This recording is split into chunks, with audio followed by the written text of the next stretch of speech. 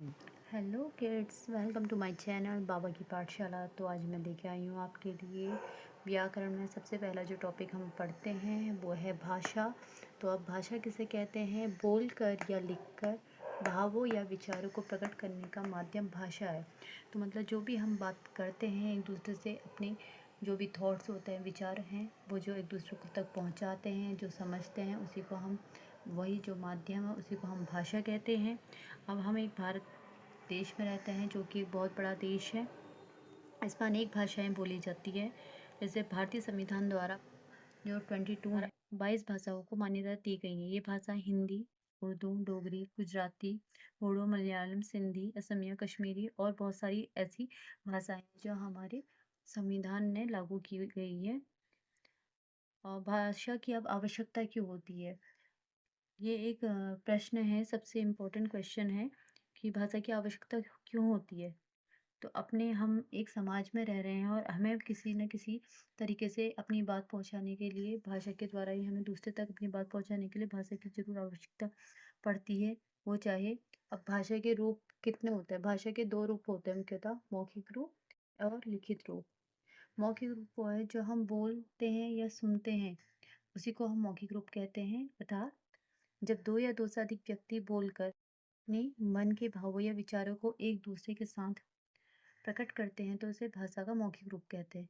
क्योंकि खुद ही इंसान स्वयं अपने से ही बात नहीं करता है, क्योंकि वो उसे किसी न किसी की ज़रूरत होती है। वह दूसरे व्यक्ति से बात करेगा या एक से अधिक व्यक्ति भी हो सकता है जो उससे बात करे, तो वो मौखिक रूप से बात करना, बोलना और सुनना, ये मौखिक रूप में आता है।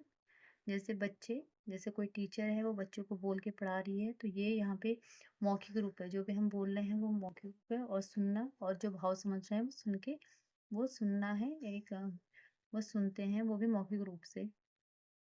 लिखित रूप, अब दूसरा है लिखित रूप, लिखना और पढ़ना। जब मनुष्य अपने मन या भावों को लिख के या पढ़ के बताता है, उसे ही लिखित रूप कहते हैं। जैसे जब भी हम कुछ चीज़ लिखते हैं या पढ़ते हैं, उसी को हम लिखित रूप के अंदर कहते हैं। जब मनुष्य अपने मन के भावों या विचारों को लिखकर प्रकट करता है तो उसी को लिखित रूप कहते हैं। अब ये है सांकेतिक रूप। अब मौखिक और लिखित रूप की तो बात हो गई है, यहाँ पे हमें पता चल चुका है कि बोलना और सुनना मौखिक रूप को कहते हैं और लिखना और पढ़ना हमारा लिखित रूप के अंदर आता है। अब ये सांकेतिक रूप है क्या? जो व्यक्ति बोल नहीं पाते हैं, अर्थात जो बोल नहीं पाते हैं, अब वो कैसे अपनी बातों को दूसरे तक पहुंचाते हैं? वो अब मौखिक रूप में जब तक वो बोलेंगे नहीं तो कैसे पहुंचाएंगे, या लिखित रूप में? तो यहाँ पे सांकेतिक रूप है। जो व्यक्ति बोल नहीं पाते हैं तो संकेतों द्वारा, अर्थात वो इशारों से अपनी बातों को बताते हैं। वो अपने फेस एक्सप्रेशन से या अपने मनोभाव से, इशारों से अपने आप, अपनी बातें दूसरे तक संकेतों द्वारा बताते हैं। इसी को हम सांकेतिक रूप कहते हैं। अब आती है भाषा के अंग। भाषा वर्णों, शब्दों तथा वाक्यों की सहायता से बनती है। अर्थात भाषा वर्ण, वर्ण हमारे जो हिंदी भाषा में प्रयुक्ति होते हैं, वर्ण और शब्द, वर्णों से मिलकर शब्द बनते हैं और शब्दों से वाक्य बनता है। जब दो वर्णों को जोड़ते हैं तो उससे शब्द बनता है, और शब्दों का एक समूह, उसे वाक्य बनता है। तो यही हमारे भाषा के अंदर आते हैं। अतः लिखित भाषा के तीन अंग होते हैं, पहला वर्ण, दूसरा शब्द और तीसरा वाक्य। अब आती है बोली। बोली और एक भाषा में क्या अंतर है? भाषा तो बोलकर लिखकर भावों को विचार प्रकट करती है। अब बोली क्या है?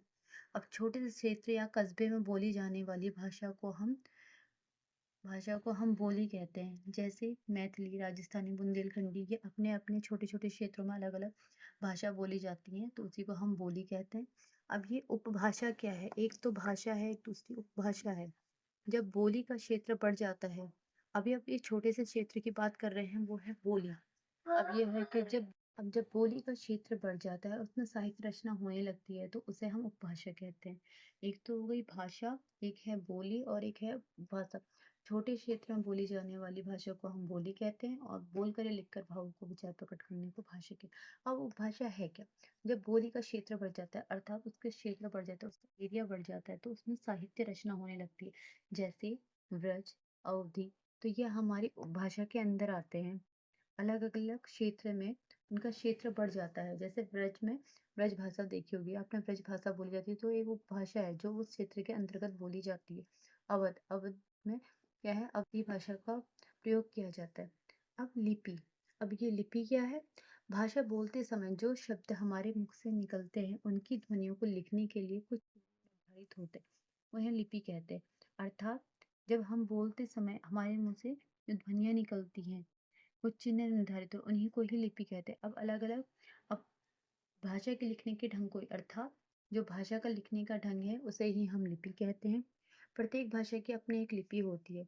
जैसे हिंदी की जो लिपि है वो देवनागरी है, पंजाबी की गुरुमुखी है, संस्कृत की देवनागरी है, अंग्रेजी की रोमन है, उर्दू की फारसी है, बांग्ला की बंगाली है, ऐसी मराठी की देवनागरी है और गुजराती की भी देवनागरी ही है।